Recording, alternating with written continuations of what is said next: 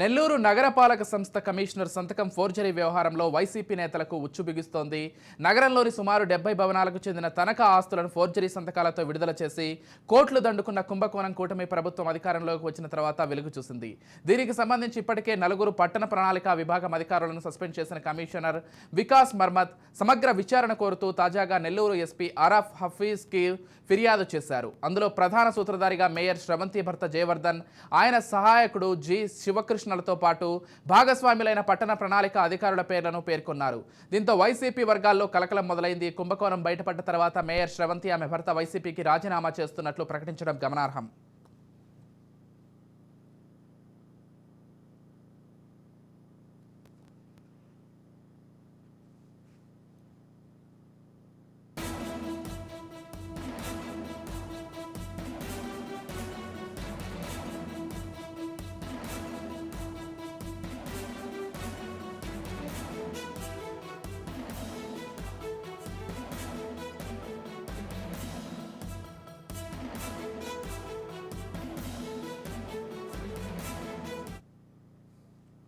YCP ప్రభుత్వం అధికారంలోకి వచ్చిన తర్వాత పార్టీ మేయర్ శ్రవంతి భర్త జయవర్ధన్ పట్టణ ప్రణాళిక విభాగానికి చెందిన పలువురు ఉద్యోగులు అక్రమ నిర్మాణాలను ప్రోత్సహించారు.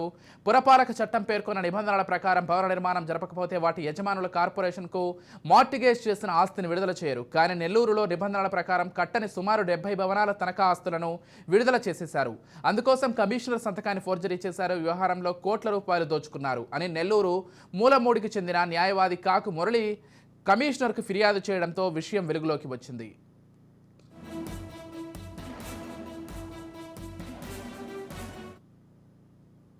మున్సిపల్ కార్పొరేషన్ మాయాజాలానికి వేదిక.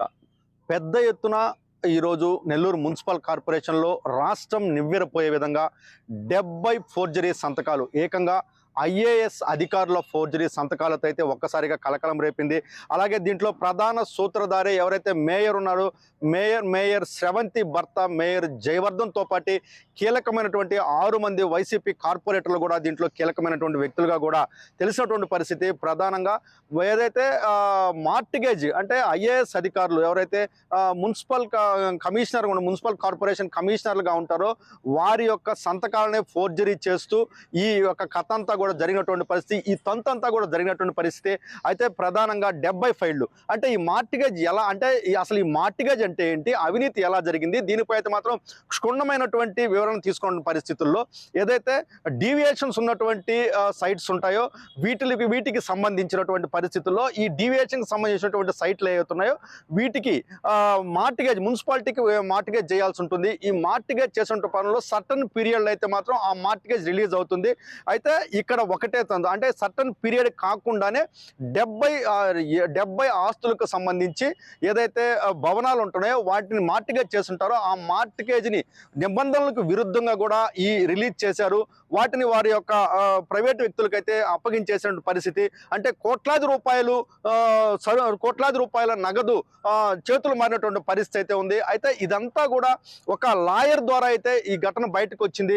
లాయర్ ఇచ్చినటువంటి ఫిర్యాదుతో తీగలాగితే డొంక కదిలిన చందంగా కూడా ఈరోజు కార్పొరేషన్లో 6 మంది ఇంజనీర్లు ఎవరైతే వివిధ సెక్షన్లకు సంబంధించినటువంటి వాళ్ళని కూడా సస్పెండ్ కూడా చేయడం జరిగింది.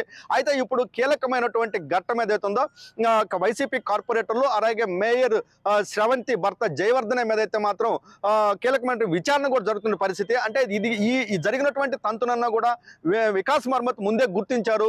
దీనికి సంబంధించినటువంటి కీలకమైన ఫైళ్లు తెప్పించి కూడా ఇక్కడ ఫోర్జరీ సంతకాల ద్వారా అవినీతి జరిగిందంటూ కూడా ఆయన గుర్తించిన పరిస్థితి. ఏదైతే వికాస్ మర్మత్ సంతకంతో పాటు గతంలో ఇక్కడ మున్సిపల్ కమిషనర్ గా పనిచేసినటువంటి ఎవరైతే హరిత ఉన్నారో ఆవిడ సంతకం కూడా ఫోర్జరీ అయినట్టు కూడా ఆయన గుర్తించారు.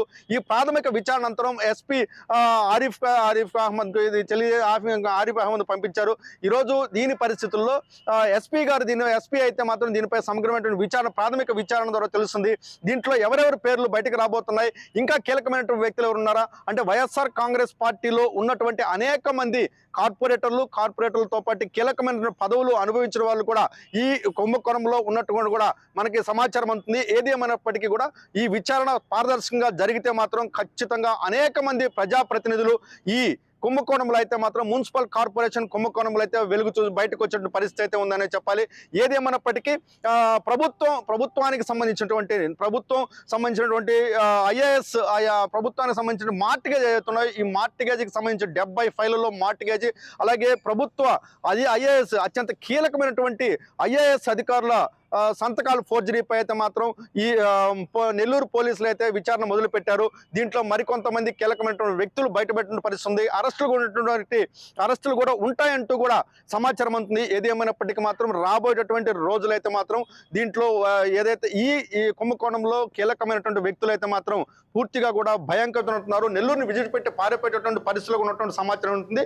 దీనిపై సమగ్ర విచారణ జరగాలంటూ కూడా ఇటు ప్రజా సంఘాలు కానీ ప్రభుత్వం ఏదైతే ప్రజాప్రతినిధులు కూడా కోరుకున్న పరిస్థితి. కెమెరామెన్ భరత్తో చరిత్ర కుమార్, రాజ్ న్యూస్, నెల్లూరు నుండి.